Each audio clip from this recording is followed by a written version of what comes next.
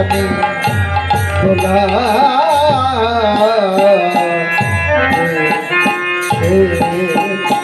পাখানি নাচয়ে নকুর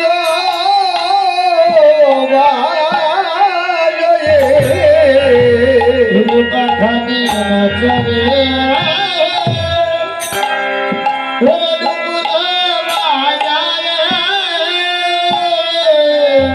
গোপাল বসিয়া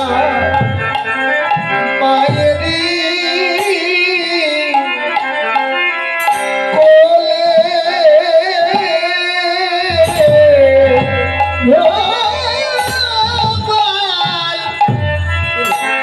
বসিয়া মায়েরি কোলে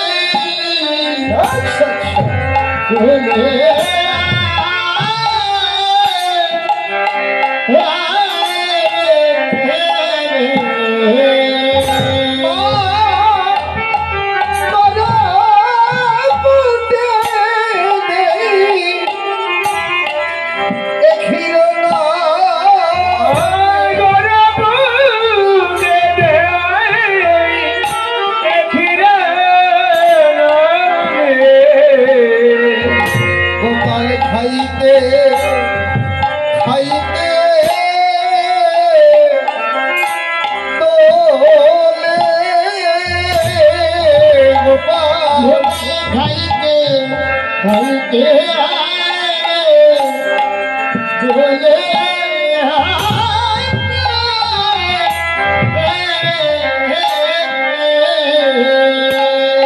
দোলে রে পরাণ গোপাল দোলে রে পরাণ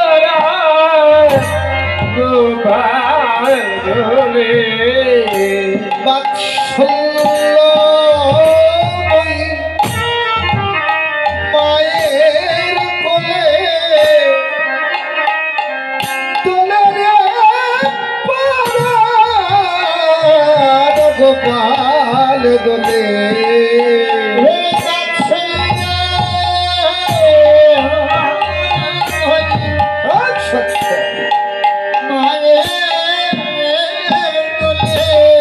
বলিহান বলিহান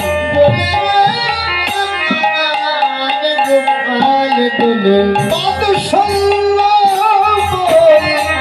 মায়ের কোলে রাঙা বাদুখানি দোলাই রে বাদশাল্য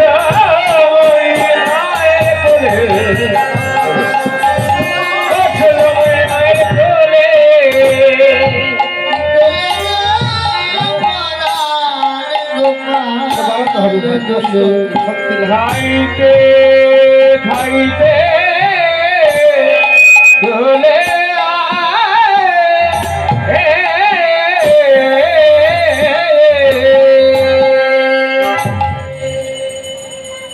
শ্রীমান গৌর সুন্দর তিনি বৃন্দাবন লীলা সাধন করুন। শ্রীধাম বৃন্দাবনে আজকে সকাল বেলা নিত্য বাৎসল্যময়ী মা যশোমতী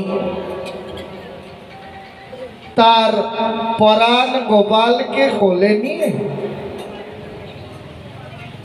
গোপালকে ক্ষীর সর নবনী আদি সেবা দিচ্ছেন।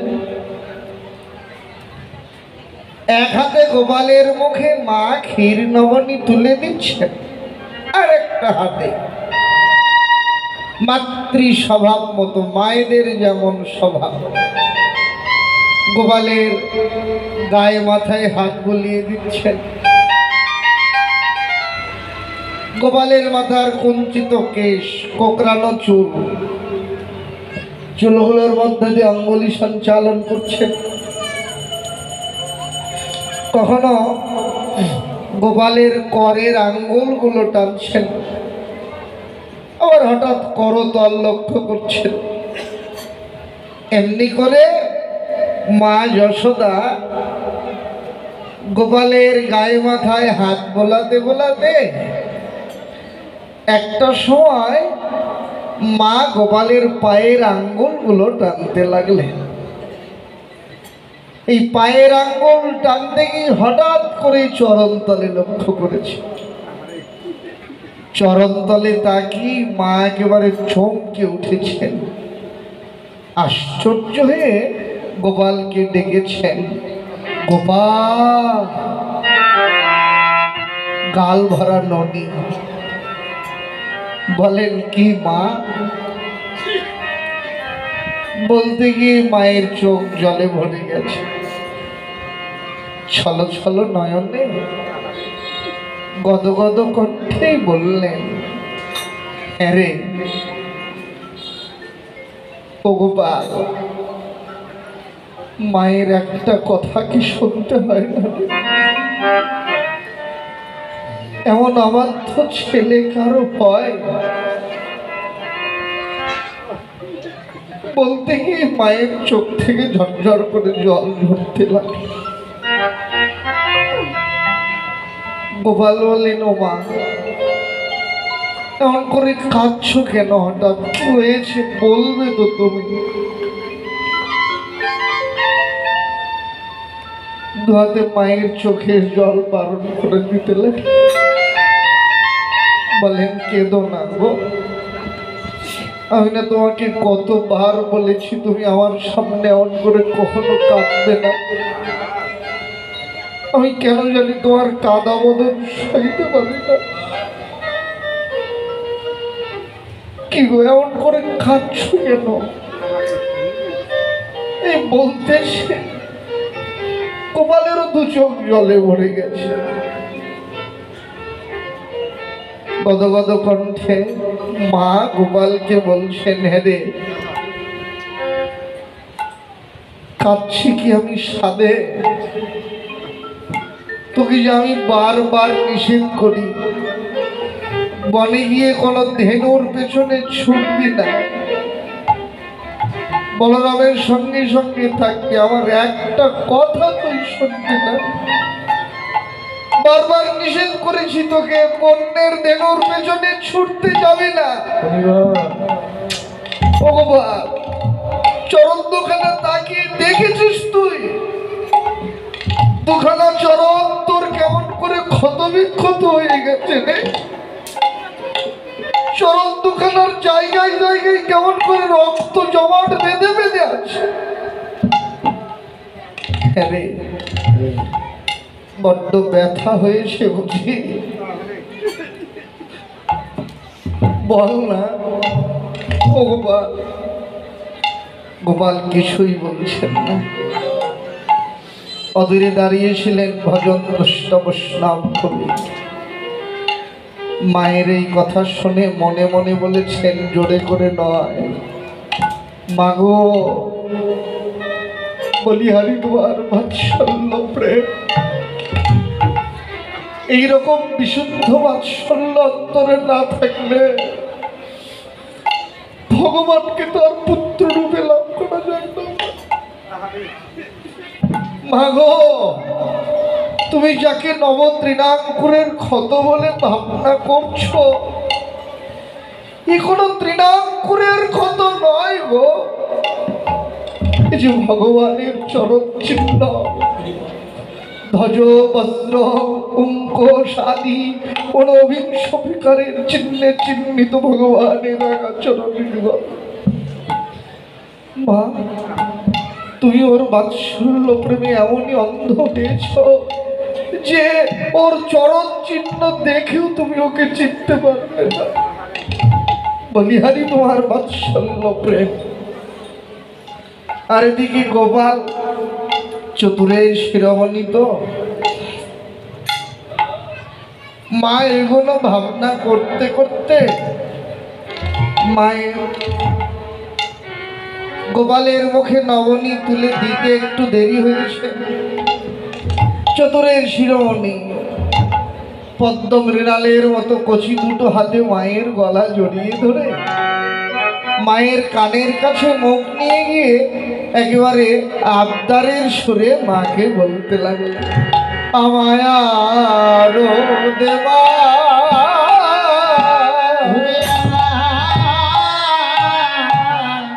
আমার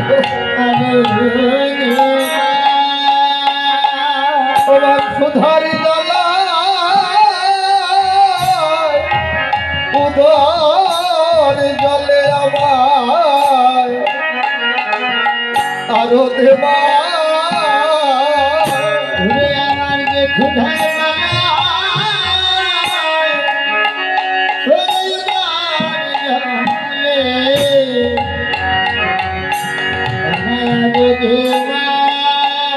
তোর নবনী যে বড় মিঠো লাগে আমায় আরো দেবা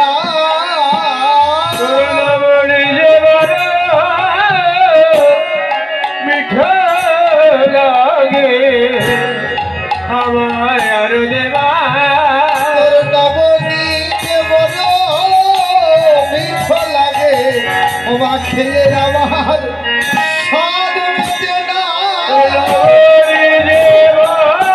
মিঠা লাগে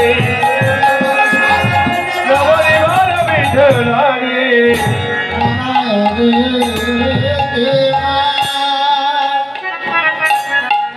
গোপাল যখন নবনী চেয়েছেন মায়ের কাছে সরল প্রাণা মা এইবার যেন একটা পথ খুঁজে পেয়েছেন। মায়ের ভাবনা হলো কি নিশ্চয় গোপালের চরণে ব্যথা হয়েছে। মা তারণ বর্ষণ করবেন এই ভয়ে গোপাল মায়ের কাছে সত্যটা প্রকাশ করছেন না। মা মনে মনে ভাবলেন ওর চরণে ব্যথা, কিন্তু ও না বললে বুঝবো কি করে। এবার যখন নবনী চাইলে মা যেন একটা পথ খুঁজে পেলেন। মা বলেন হ্যাঁ রে গোপাল, নবনী তোকে আমি দিতে পারি, কিন্তু তুই যাওয়ার কোলে বসে চরণ দোলাবি তাহলে তোকে নবনী দেব না। গোপাল বলেন তাহলে আমায় কি করতে হবে বলো। মা বলেন দেখ, তুই যদি আঙিনায় নাচতে পারিস তাহলে তোকে আমি নবনী দেব। গোপালকে নাচানো আসল উদ্দেশ্য না, মায়ের ভাবনা ওর চরণে ব্যথা। আঙিনায় নাচতে গিয়ে যদি ব্যথায় আহ ও ইস এরকমের শব্দ করে তাহলে মা নিশ্চয় বুঝবে গোপালের চরণে ব্যথা হয়েছে। চতুরের শিরোমণি তো মনিটরটা বানায় দাও ভাই, হালকা মনিটর। চতুরের শিরোমণি বলে নমা সত্য বলছো তো, নাচলে নবনী দেবে? মা হেসে বলেন আরে বাছা বলছি তো তোকে দেব। গোপাল বলেন এমনিতে হবে না, তুমি 3 শক্তি করো। মা তো হেসেই পাগল, আরে বাছা বলে কি রে? বেশ ও গোপাল আমি বলছি তো তোকে দেব দেব দেব। মা যেমন হেসে 3 শক্তি করেছে। চতুরের শিরোমণি মায়ের কোল থেকে নেমে একেবারে এক দৌড় দিয়ে সঙ্গে সঙ্গে কোল থেকে নেমেই এক দৌড়েই আঙিনার এ প্রান্ত থেকে অন্য প্রান্ত দিয়ে দৌড়েই চোখের পলকেই মায়ের সামনে এসে দাঁড়ালেন।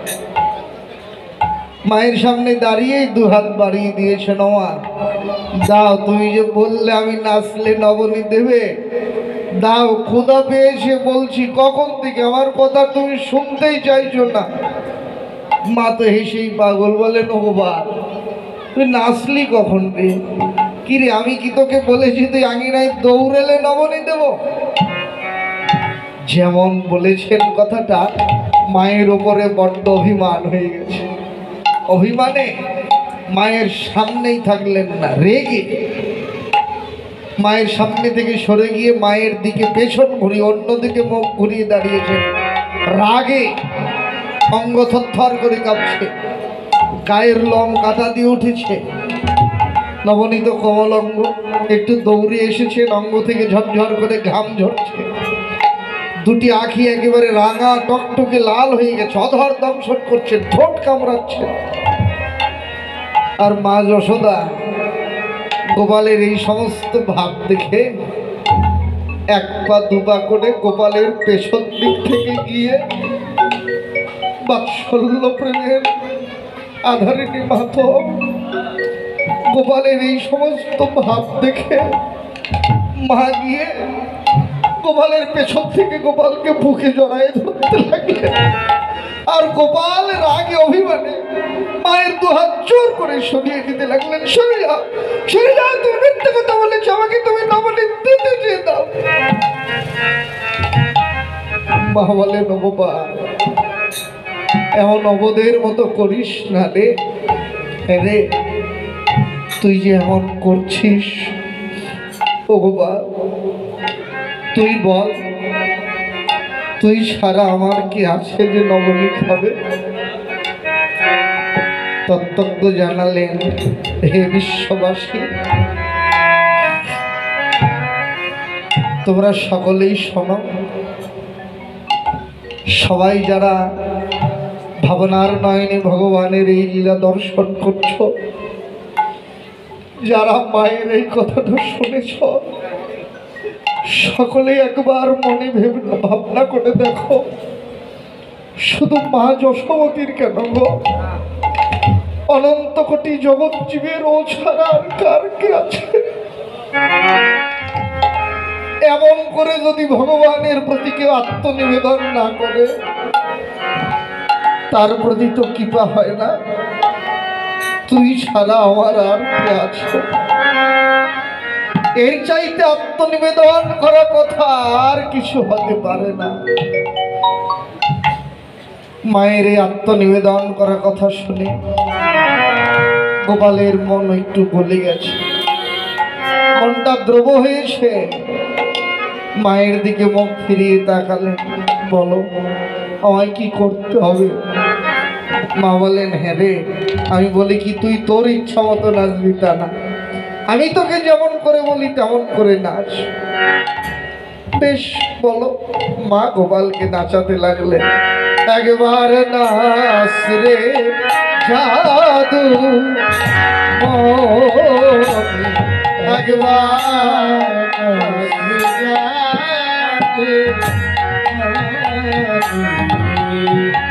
আমি করপুরে দিব তোরে,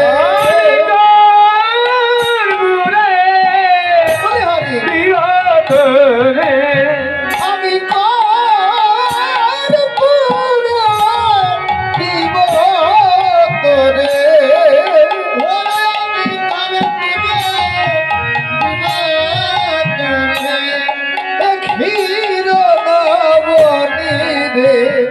একবার নাচ রে জাদু মনি,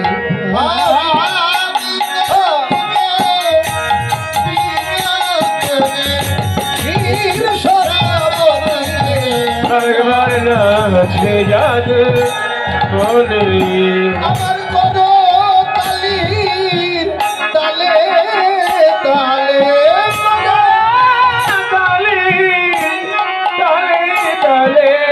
আমার করো তালির তালে তালে, একবার নাচ রে নীলমণি রে, একবার নাচ রে জাদু মনি,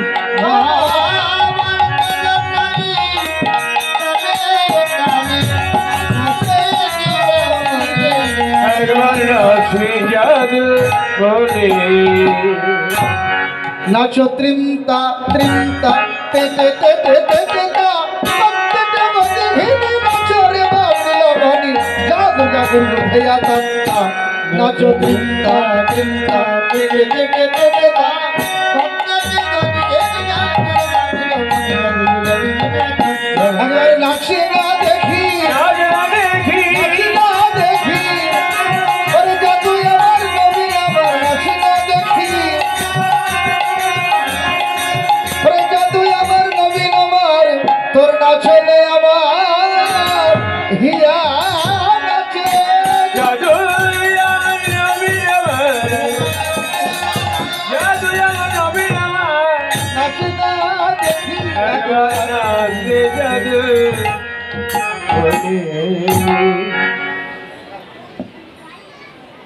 গোপালকে নাচাচ্ছেন যশোমতী। একটু দাও ভাই, এই যে একবারে বন্ধ। আরে হোক, সমস্যা নাই, বন্ধ করলে কি গাইতে চলে।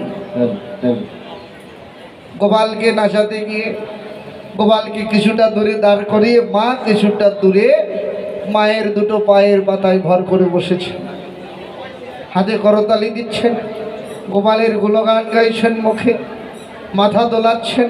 সব কিছু মিলে বেশ একটা তালের সৃষ্টি হয়েছে। কিন্তু মজার বিষয়টা কোথায়? মজার বিষয় হলো মা গোপালকে নাচাচ্ছেন ঠিক ছোট, কিন্তু মা যখন হাতে করতালি দিচ্ছেন গোপালের চরণখানা তখন মাটিতে পড়ছে না। হয় করতালি দেওয়ার একটু আগে, না হয় একটু পরে চরণ মাটিতে পড়ছে। নাচা হচ্ছে ঠিকই, তালে না, বেতালে। গোপালের এই বেতালে নৃত্য দেখে মা যশোদার অন্তরে বাৎসল্য প্রেম আরো দ্বিগুণ হয়ে বেড়ে গেল। এটাই নিত্য সত্য কথা। কারণ সন্তানের নির্বুদ্ধিতা, অজ্ঞতা, বোকামি, এগুলো দিয়ে মা বাবার মনে যতটা আনন্দ হয়, আর কিছু দিয়ে বোধ হয় মা বাবার অন্তরে এত আনন্দ হওয়ার কথা নয়। গোপাল যদি তালে নাচতে পারতে তাহলে বোধ হয় মায়ের অন্তরে এত আনন্দ হতো না। বেতালে নৃত্য দেখে মায়ের আনন্দ এতই বেড়ে গেছে যে মা যশোদা মনে মনে ভাবছেন, হাই রে, গোপাল আমার এমন অবোধ শিশু, কখন চরণটা মাটিতে ফেলতে হবে এই বোধ এখন আমার গোপালের হয়নি। মা এক দৃষ্টিতে গোপালের বদনে চেয়ে দেখতে লাগলেন। গোপালের এমন ভুবন ভোলানো বদন দেখে মা যেন তার দৃষ্টি ফেরাতে পারলেন না। একে গোপালের ভুবন ভোলানো বদন, তাতে মায়ের স্নেহের দৃষ্টি। মা অবলোক নয়নে গোপাল বদন দেখছেন, দেখছেন তো দেখছেনই, কত কিছু বলতে চাইছেন গোপালকে, কিন্তু আনন্দে মা মুখ ফুটে কিছু বলতেও পারছেন না। আনন্দের আতিশয্য মায়ের বুকের যত স্নেহ, আদর, সোহাগের ভাষা সব মায়ের বুকের মাঝে গলে গিয়ে দু চোখ দিয়ে জল হয়ে ঝরঝর করে গড়িয়ে পড়তে লাগলো। মা যেন গোপালকে বলতে চাইছেন কিন্তু বলতে পারছেন না, ওরে আয় আয় আমার বুকে আয় রে,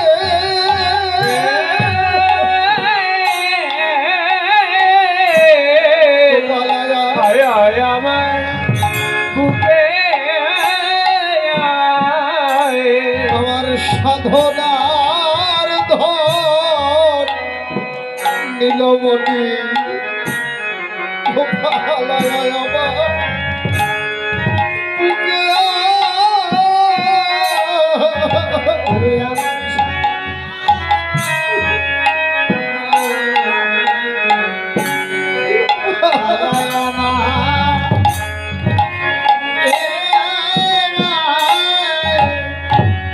আমার বাবল বলা সুখ পাখিটি, গোপাল আয় আমার বুকে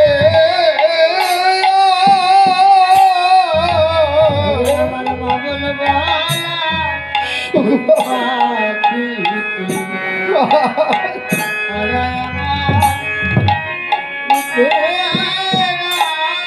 আমি হর বুঝেছি বিল্ল দলে, তাই তো এমন কালো মানি আমি পেয়েছি কোলে। বুঝেছি বিল্ল দলে, আর বুঝেছি বিল্ল দলে, আয় আয় আমার বুকে আয়। অবলোক নয়নে চেয়ে আছে মা। ইচ্ছা মতো গোপালকে নাচাতে লাগলে। অদূরে দাঁড়িয়ে ভজন দ্রষ্টা বৈষ্ণব কবি ভগবানের এই লীলা ভাবনার নয়নে দেখে প্রথমত ভগবানকে ডেকে বলেন, হে গোবিন্দ, জগতের সবাই না তোমায় বলে তুমি ভগবান, এই কি তোমার ভগবত্তার পরিচয়? জগতের সবাই না তোমাকে বলে তুমি জগতের ঈশ্বর, কোথায় তোমার ঈশ্বরত্ব গো?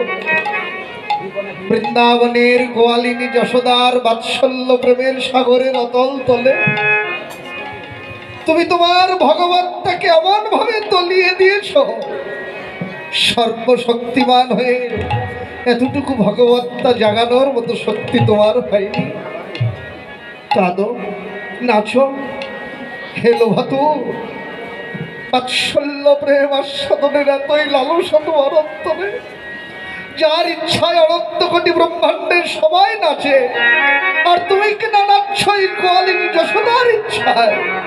নাচো ইচ্ছা মতো, যশোদা ইচ্ছা মতো তোমাকে নাচায়, তেমনি করেই নাচো। আর বিশ্ববাসীকে ডেকে বললেন, হে জগৎজি,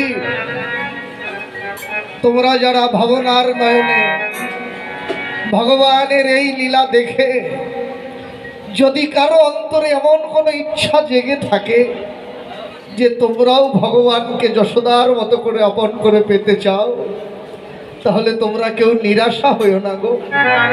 যদি তোমাদের অন্তরে এমন কোনো ইচ্ছা জেগেই থাকে, তোমরা ওকে যশোদার মতো করেই পেতে পারো।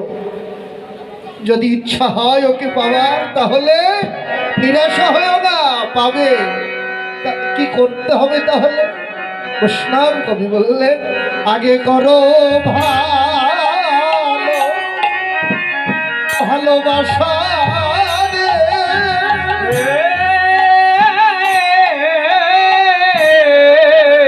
আগে করো ভালো, যার এই বাসা ভালো সে বাসে ভালো। তোমরা আগে করো ভালো, যার বাসা ভালো সে বাসে ভালো। বলি হরি বলি হরি ভাই, আগে করো যার বাসা ভালো সে বাসে ভালো। যে ভালোবাসায় তোমার কপাল রাখবে, আগে করো ভালোবাসা, যে ভালোবাসায় আগে করো ভালোবাসা, আগে করো ভালো। বললেন, হে বিশ্ববাসী, প্রথমেই তোমাদের অন্তরে যদি এমন ইচ্ছা জাগে যশোদার মতো করে ওকে পাওয়া, তাহলে প্রথমে এই দেহ বাসা ভালো করো। শুধু বাসা ভালো করলেই হবে না, আবার বললেন আগে করো ভালোবাসা। ভালোবাসা আগে সম্বন্ধ করো, ভালোবাসা, ওকে যদি থাকে কারো পাবার আশা, তোমরা আগে করো ভালো।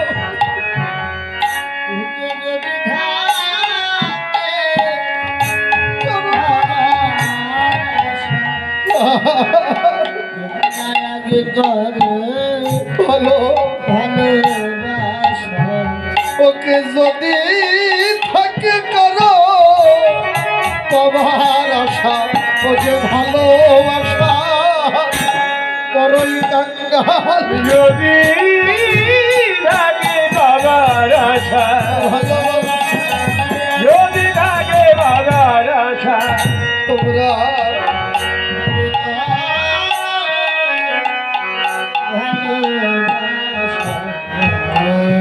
হে বিশ্ববাসী,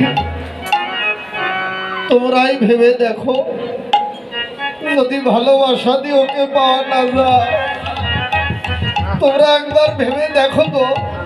ওরে ব্রহ্মাপুরত্ব দীনমণি শঙ্কর,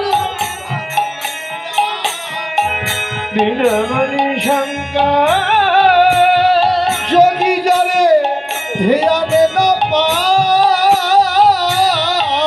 যদি যা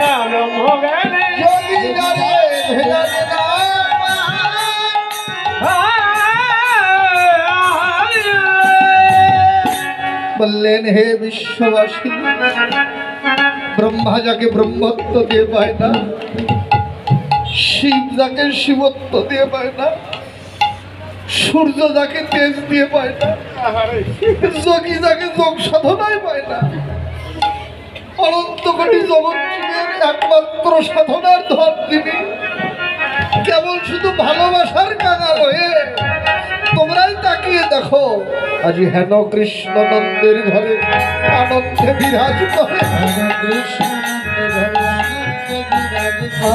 করে ধরে যশোদা নাচা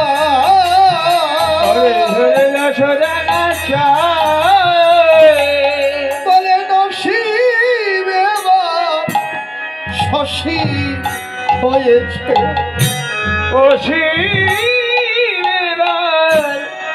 সসীম হয়েছে, তাই তো সীমার মাঝে ধরা পড়েছে অসীম এবার শশী। তাই তো সীমার মাঝে ধরা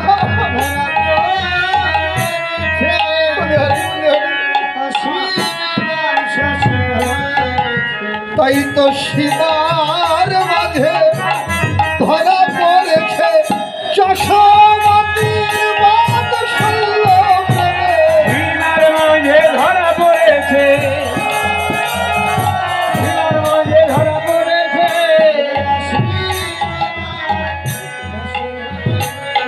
মাঝে করে ধরি যশোদা নাচা, ধরে ধরে যশোদা গোপালকে নাচাচ্ছে নারদিকে, ওরে বসিয়া মায়ারি কোলে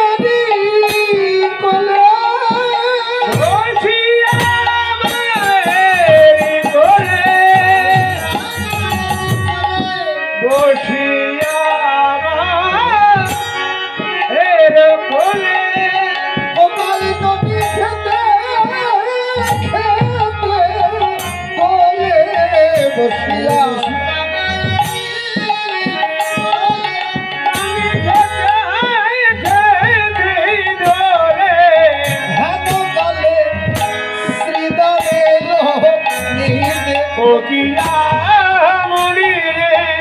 কালে হৃদয়ে নিতে যোগী আমরি রে কালে বসে যাবে বলে কালে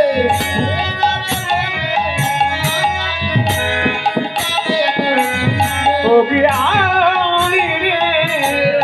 গোপাল মায়ের কোলে বসে মায়ের দেওয়া ক্ষীর সার নবনী আনন্দে ভোজন করছে। নারদিকে হলো কি বৃন্দাবনের সমস্ত রাখা, ওরা যার যার ধেনুর পাল নিয়ে সকলেই পথে দাঁড়িয়ে কানায়ার পথবানে চেয়ে আছে, এই আসবে কানায় আসবে, এই কানায়ার পথবানে দেখছেন। দেখতে দেখতে বেলা অধিক হয়ে যাচ্ছে, কানায়ার বিলম্ব দেখে রাখালগুলো একে অপরের সঙ্গে বলা বলি শুরু করলেন, কিরে বেলা হয়ে যায়, এখনো কানায়ার আসবার নামটি পর্যন্ত নেই ভাই। আর কি বললেন, দেখ কানায় এতটাই অকৃতজ্ঞ, আমরা প্রতিদিন ওকে ডাকতে যাই, ওকে একদিন আমাদের ডাকতে পারে না। আর কি বললেন, দেখ আমরা ওর চাকর নব, খেতে আমাদের কাজ নেই। আর কি বললেন, দেখ এমন করে বলিস না রে ছোট, রাজার ছেলে বলে কথা, ওদের বাড়িতে কত দাস আছে জানিস? কানায়ার নিজের কাজ কি নিজেকে করতে হয়, ওদের দাসই সব করে দেয়, ও কোঠে গেলেই কি আর না গেলেই কি। কেউ বলেন, দেখ ও হলে হবে কি ধনির দুলাল, কিন্তু ওর তো মনে রাখা উচিত ও যে আমাদেরও জীবন কাটায়, অভিমানের মধ্যেও কতটা ভালোবাসা।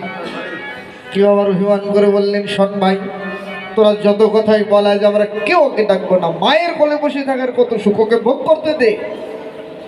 সবাই যখন এইভাবে বলছেন, অদূরে শ্রীরাম দাঁড়িয়ে থেকে শুনছেন, ডেকে সবাইকে বলছেন, ও ভাই কত কথাই তো তোরা বললি রে, আমার একটা কথা শুনবি বল। শ্রীরাম বললেন, শোন, আমি বলি কি, রাজা ছাড়া কি কখনো রাজ্য চলে রে? রাখালগণ বলেন, তা যা বলেছিস ভাই। বলেন, তাহলে তোরাই ভেবে দেখ, রাজা ছাড়া যদি রাজ্য না চলে, কানাই হলো আমাদের রাখাল রাজা, তাহলে কানাই ছেড়ে আমাদের গোঠের খেলা কি করে হবে? হায় হায়, যেমন বলেছেন, রাখালদের মধ্যে থেকে কোনো এক রাখাল রেগে গিয়ে ধেনু চড়ানোর লগুর হাতে করে নিয়ে একেবারে তেড়ে গেলেন। শ্রীরাম, তোকে বারবার নিষেধ করছি, আজকে তুই কানাইয়ার কোনো গুণ বলতে পারবি না। আর শোন, তোর যদি কানাই ছাড়া না চলে, তুই কানাইকে ধরে বসে থাক, আমাদেরকে সাথে আসবি না। আজকে আমরা ওকে রেখেই গোষ্ঠে যাব, মায়ের কোলে বসে থাকার কত সুখ ওকে ভোগ করতে দিয়ে। শ্রীরাম বলেন, ও ভাই রাগ করিস না, আমি বলি কি, গুরুজনেরা বলে যে যাকে ভালোবাসি তাকে ভালোই বাসবো, তার দোষও ভালোবাসবো, তার গুণও ভালোবাসবো। কিন্তু না, শ্রীরামের কথায় কোনো কাজই হলো না। অন্য সব রাখালের সম্মতি যে আজকে কানাইকে রেখে সবাই গোষ্ঠে যাবে। ধেনুবাসুরীর পাল একত্র করে গোষ্ঠের দিকে চালনা করলেন, কিন্তু ফল তাতে ভালো হলো না। ওই ধেনুবাসুরীগুলো যত সামনে দাঁড়িয়েছেন, তার চাইতে দ্রুত পেছনে ছুটে রাখালদের অঙ্গগন্ধ সুখে বেড়াতে লাগলো। সবাই বিফল মনোরথ হয়ে এক রাখাল আর এক রাখালের বদনে বারবার দেখছেন। শ্রীরাম সুযোগ পেয়ে বলেন, ও ভাই, কাঙালের কথা বাসি হলে মিষ্টি হয়। ও ভাই, সবাই তো আমায় মারতে এলি, তবে দুঃখ করিস না রে, দেরি যখন আজকে হয়েই গেল, তাহলে আরেকটু দেরি কর, আমি নিজেই কানাইকে ডেকে আনছি, তোরা দাঁড়া। তাই রাখালদেরকে পথে রেখে শ্রীরাম গেলেন নন্দভবনে কানাইকে ডাকতে। নন্দভবনে গিয়ে দেখেন কি ভদ্রলোক কানাই মায়ের কোলে বসে থেকে আনন্দে মায়ের দেওয়া ক্ষীরসর লবণী খাচ্ছেন আর পা দোলাচ্ছেন। দেখে এমন অভিমান হলো শ্রীরামের মুখে, মায়ের মুখের দিকেও তাকালেন না, রাগে অভিমান করে কানাইয়ার মুখের দিকেও দেখলেন না। শ্রীরাম অভিমানে অন্যদিকে মুখ ঘুরায়ে একেবারে রুক্ষ ভাষায়, অভিমানের ভাষা যা হয় তেমন করে ডেকে কইতে লাগলো, ওরে শ্রীরাম জয়া কহে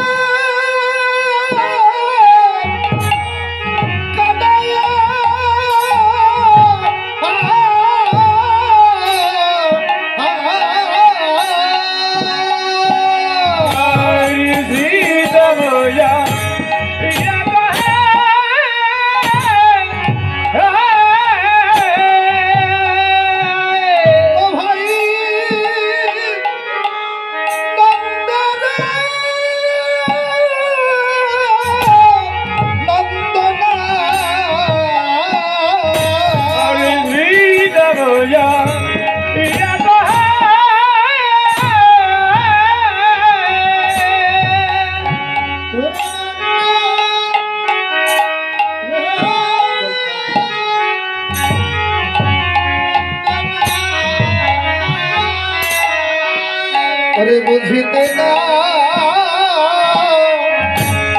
পারি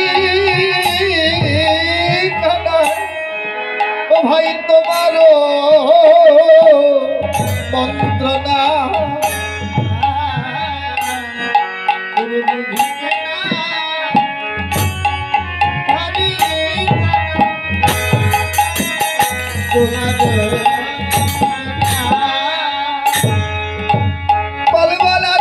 গোঠে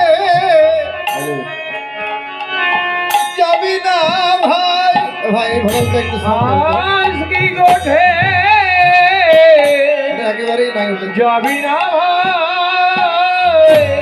দেখে দেখে গোঠের অধিক বেলা হলো, ও ভাই আজ কি গোঠে যাবি না ভাই।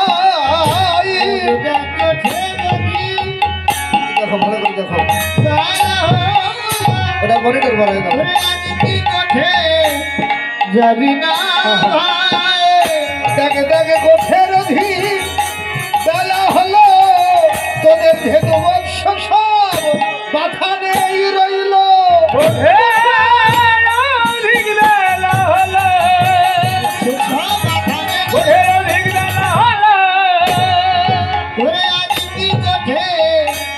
যাবি না বুঝিতে না পারি জানাই তোমার না যে প্রথম কথা, মান অভিমান না থাকলে ভালোবাসা কখনো পুষ্ট হয় না। এই মান অভিমানই ভালোবাসাকে গাঢ় করে, পুষ্ট করে। যে ভালোবাসার মধ্যে মান অভিমান নাই সেই ভালোবাসার স্বাদ আস্বাদন করা যায় না। এই জন্যই ভক্ত আর ভগবানের মধ্যে মাঝে মাঝে মান অভিমানের পালাও চলে, এই ভালোবাসাকে পুষ্ট করতে। আর দুই, প্রিয়জনের প্রতি, ভালোবাসার মানুষের প্রতি অভিমান হয় যেমন তাড়াতাড়ি, সেই অভিমান আবার যায়ও তত তাড়াতাড়ি। আর তিন, এই মান অভিমানের পালা যখন চলে, একজন অভিমান করে, অভিমানকারী, আর একজন দোষী, তার উপরে অভিমান করা হয়। এই যে দুই পক্ষ, এদের মধ্যে মনের কষ্ট বেশি হয় কার? যে অভিমান করে আর যার উপরে করা হয়, এই দুইজনের মধ্যে বোধহয় যে মানুষ অভিমান করে তার অন্তরের কষ্টই বেশি হবার কথা। যার উপর অভিমান করা হয় সে বোধহয় অতটা কষ্ট পায় না, কারণ অভিমান তো সকলের উপরে হয় না। যাকে চিনি না, জানি না, দেখি নাই, অপরিচিত জন, এমন মানুষের প্রতি কি কখনো অভিমান হবে? অভিমান হয় তারই প্রতি যাকে কেউ নিজের প্রাণের চাইতে অধিক ভালোবাসে, এবং ভালোবাসার মানুষের প্রতি অভিমান হয়। এই ভালোবাসার মানুষের প্রতি অভিমান করলে অভিমানকারীর অন্তরে যে কষ্ট হবে, এতে আর আশ্চর্যের কি আছে? ঠিক তেমনি আজকে কানায়ার প্রতি অভিমান করলেন শ্রীদাম। এখানে অভিমানকারী হলো ভাই শ্রীদাম। তো এই যে অভিমান করে কানায়ার অন্তরে কত কষ্ট হয়েছে, সে কষ্টের কথা ভাষা দিয়ে বর্ণনা করা না গেলেও কানায়ার উপর অভিমান করে শ্রীদামের কষ্ট কানায়ার চাইতে যদি হয়েছে, এ কষ্ট আর বুঝতে বাকি রইল না। কেন?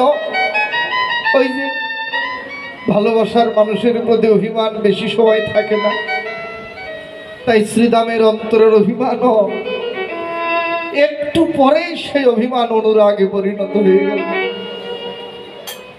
অন্যদিকে মুখ ঘুরাইয়েছিলেন, এইবার কানাইয়ের দিকে তাকালেন মুখ ঘুরে, ছলো ছলো নয়নে গদগদ কণ্ঠে কানাইকে ডাকলেন, কিরে কানাইয়া, তুই এমন করে মায়ের কোলে বসে থাকবি ভাই? ও কানাইয়া, একবার আমাদের কথা ভেবে দেখলি না রে? কানাইয়া বল বল, আমরা কি তো তোর কেউ নয়?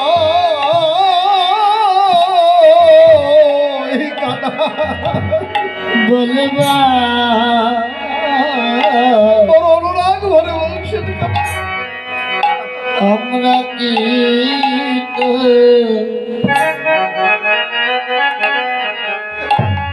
ওরে কেউ না কানাই ও ভাই তুই যে মোদে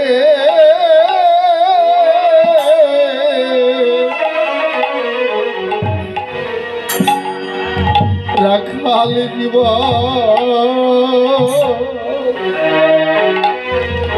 বল বল আমরা কি তো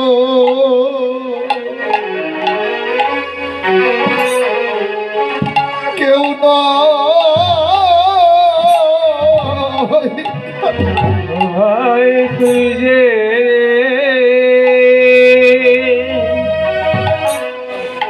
বোধে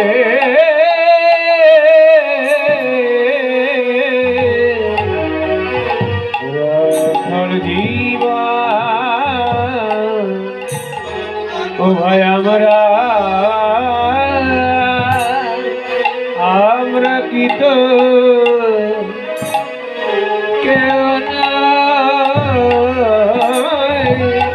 নয় ও ভাই তুই যে মনে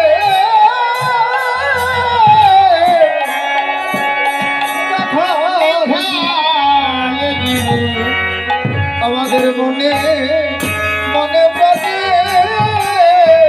মিশে আসিস ভাই তুই যে আমাদের রাখাল জীবন আমাদের মনে প্রাণে মিশে আসিস তুই যে আমাদের রাখাল জীবন মনে প্রাণে মিশে আসিস ভাই আমরা কি কেউ না কানাই অনুরাগ ভরে বলছে ও ভাই তুমি রইলা ঘরে বসি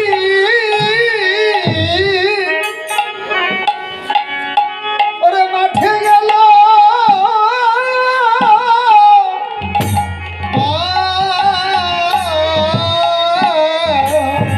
তুমি রইলা ঘরে বসি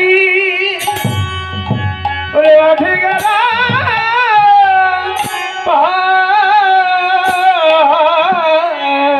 অনবদ্য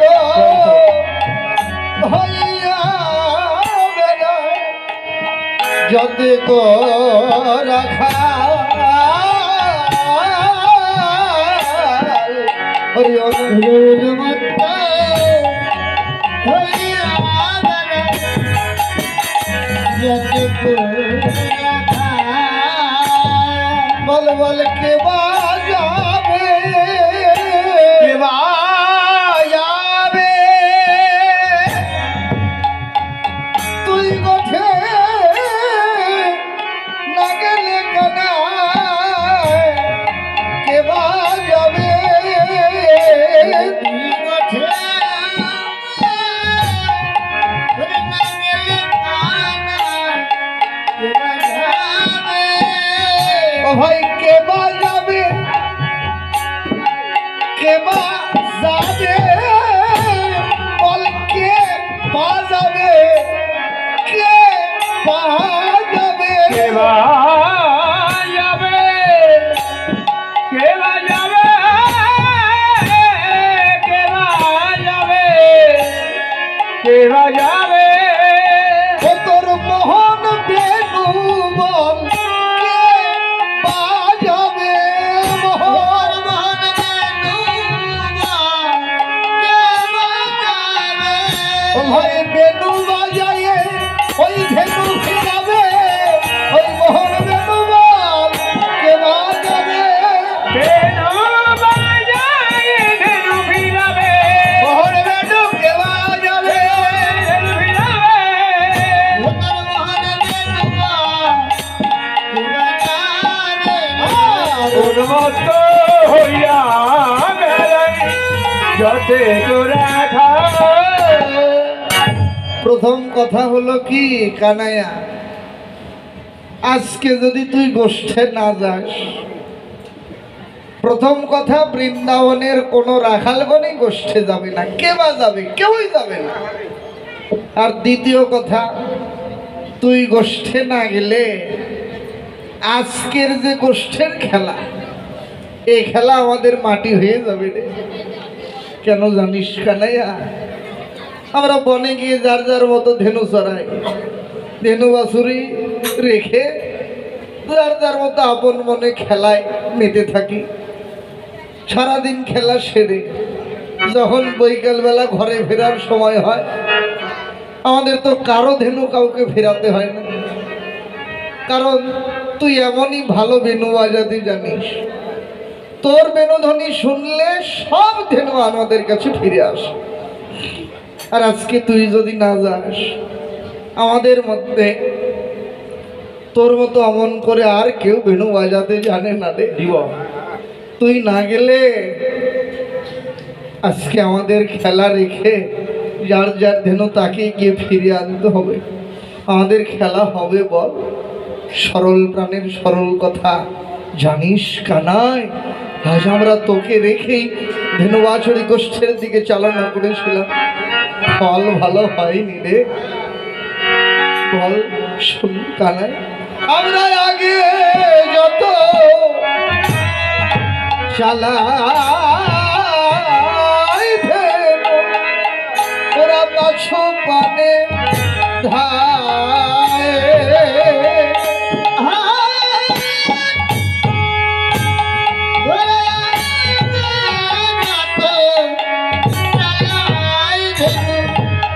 পুরা পাছু পানি ধায়। আর নেহারিতে সাদ মুখ নাহরে তোমার পুরা নিহারিতে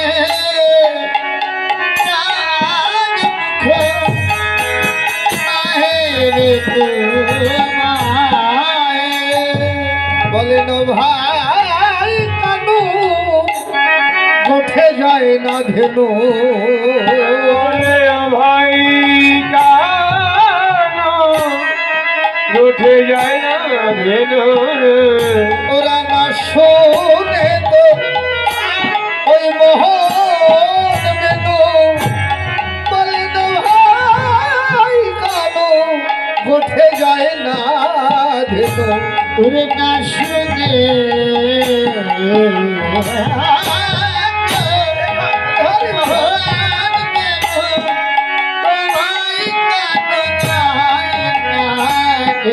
ওরা না শোনে তোর মোহন বেনু। আজ ফিরে ফিরে চাই সকল ধেনু, না শোনে ফিরে ফিরে যাই সকল ধেনু। ভাই কানো যায় না আর হরিত চাঁদ মুখ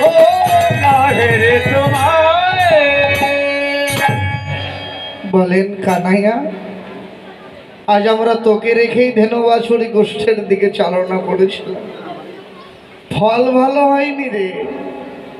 কেন জানিস কানাই, সবাই আমরা ধেনু বাছুরিগুলোর সামনের দিকে দাঁড়িয়েছি, ওরা কেন জানি যত দ্রুত আমরা সামনে দাঁড়িয়েছি তার চাইতে দ্রুত বেগে পেছনে ছুটে রাখালদের অঙ্গগন্ধ সুখে বেড়াতে লাগলো। অদূরে দাঁড়িয়ে বৈষ্ণব কবি মনে মনে বলেছেন, নসিদা আর কেউ না জানলে আমি তো অন্তত ভালো জানি যে এই ধেনু বাছুরিগুলো রাখালদের মধ্যে কার অঙ্গগন্ধ শুকতে চাইছে, কার অঙ্গগন্ধরা খুঁজে বেড়াতে লাগলো।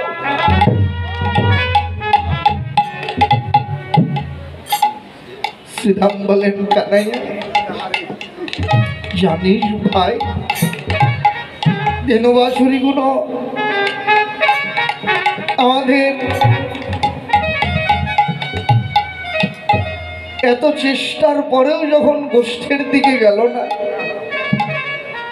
অভিমান করে ধেনু চালানোর লাঠি নিয়ে ওই ধেনু বাছুরির পিঠে আমরা আঘাত পর্যন্ত করলাম।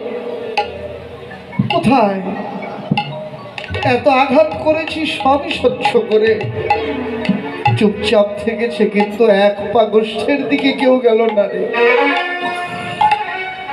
অদূরে দাঁড়িয়েছিলেন ভজন দ্রষ্টা বৈষ্ণব কবি। এতক্ষণ মনে মনে বলছিলেন, শ্রীরামকে ডেকে এবার কইতে লাগলেন, ও শ্রীরাম, তোরা যখন ধেনুবাছুরির পিঠে আঘাত করছিলি, ওই ধেনুবাছুরিগুলো যে গোষ্ঠে গেল না, কেবল কি এটাই দেখেছিস, আর কিছু দেখিসনি? শ্রীরাম বললেন, না তো ভাই।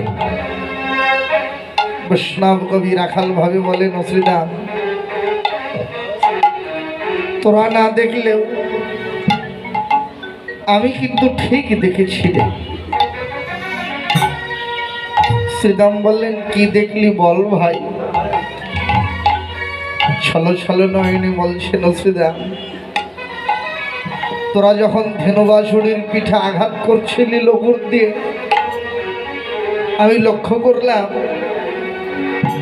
দেখলাম ওই ধেনুবাছুরিগুলো তো কথা বলতে পারে না। তোরা আঘাত করছিলি ঠিকই, কিন্তু ওই ধেনুবাছুরিগুলোর চোখ দিয়ে ঝরঝর করে জল ঝরছিল রে। কেন জানি ওই ধেনুবাছুরিগুলোর অশ্রুসিক্ত নয়ন দেখে আমার মনে হলো, জানিস, এই ধেনুবাছুরিগুলো যদি কথা বলতে পারত,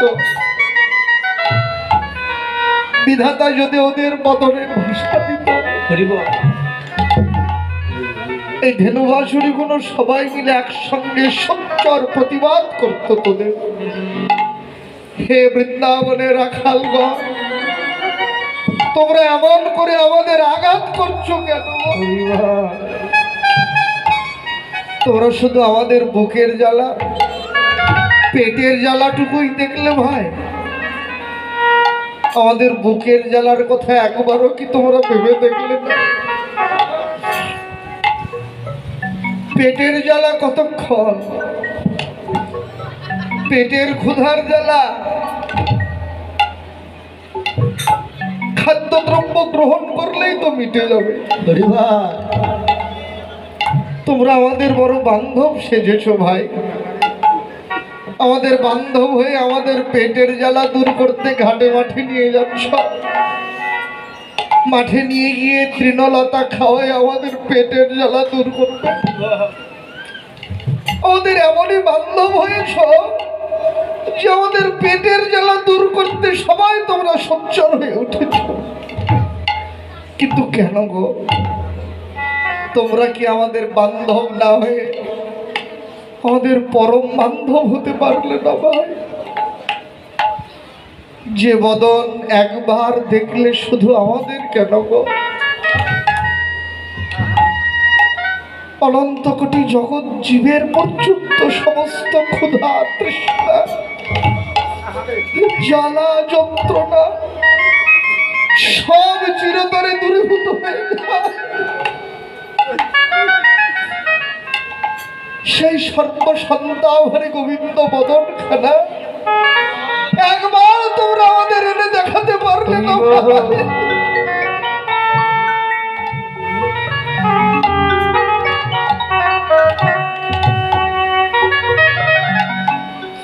আমাদের পরম বান্ধব এইটুকু আমাদের জন্য করতে পারলে না? শ্রীরামকে দে বলেন, হেরে কানাইয়া, একটা কথা বলছিস না রে। তোর ভাব দেখে মনে হচ্ছে তুই আমাদেরকে কোনোদিন দেখিসনি রে, তুই আমাদেরকে চিনিসই না। ও কানাইয়া, রাজদুলাল বলে এত অহংকার তোর ভাই?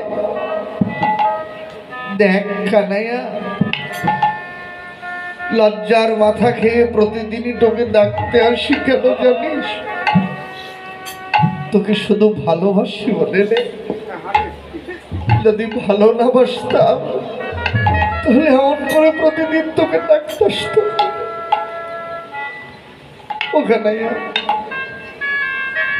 সবাই বলে সমান সমান না হলে কোনোদিন সম্বন্ধ হয় না রে। কোনোদিন একথা বিশ্বাস করিনি জানিস কানাইয়া।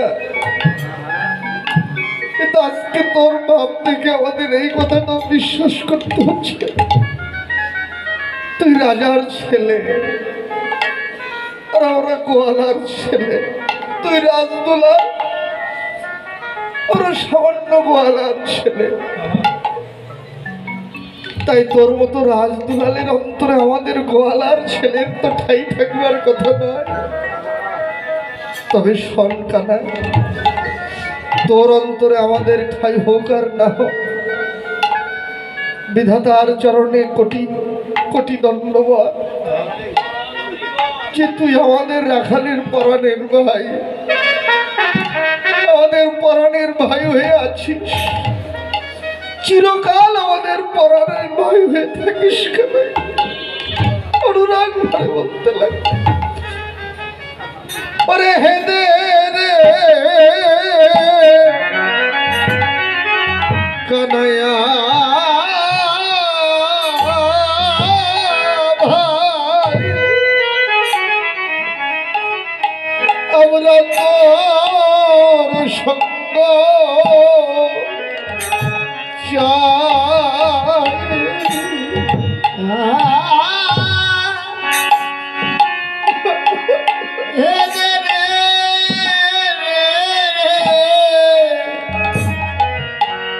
কানাইয়া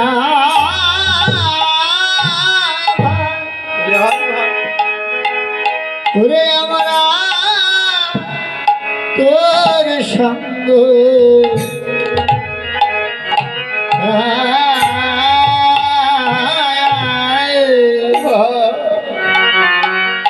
খুদা হলে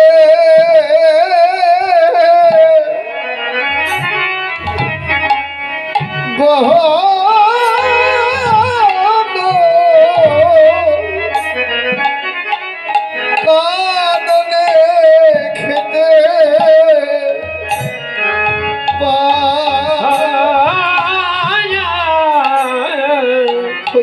খোদা হলে